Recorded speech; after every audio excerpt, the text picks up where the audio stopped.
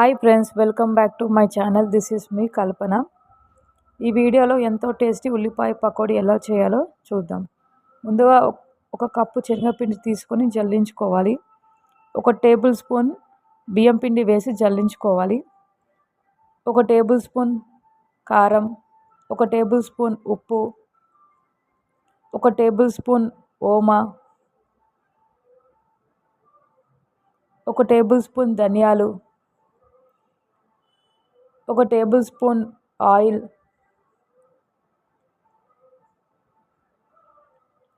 నీట్గా కట్ చేసుకున్న కరివేపాకు, కొత్తిమీర,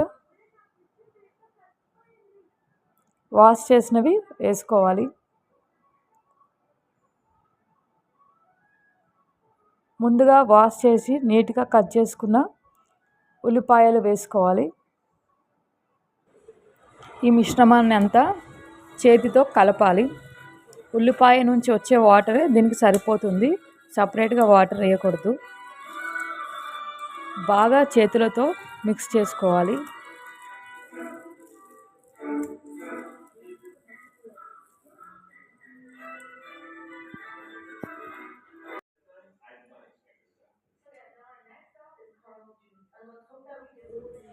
స్టవ్ పైన ఒక కడాయి పెట్టి డీప్ ఫ్రైకి సరిపోయేంత ఆయిల్ వేసుకోవాలి. నూనె బాగా కాగనివ్వాలి. నూనె కాగిందో లేదో ఒకసారి చెక్ చేసుకోవాలి. నూనె బాగా కాగింది. ఇప్పుడు మనం కలిపి ఉంచుకున్న మిశ్రమాన్ని కొంచెం కొంచెం చేతి వేళ్ళతో వేస్తూ ఉండాలి ఆయిల్లో.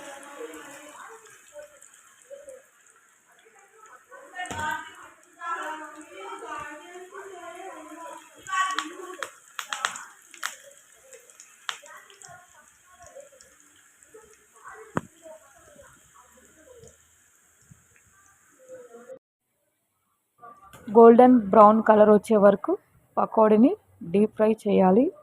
ఎంతో క్రిస్పీ ఆనియన్ పకోడీ సర్వ్ చేసుకోవడానికి రెడీ అయింది. దీన్ని తీసి ఒక ప్లేట్లోకి సర్వ్ చేసుకోవాలి.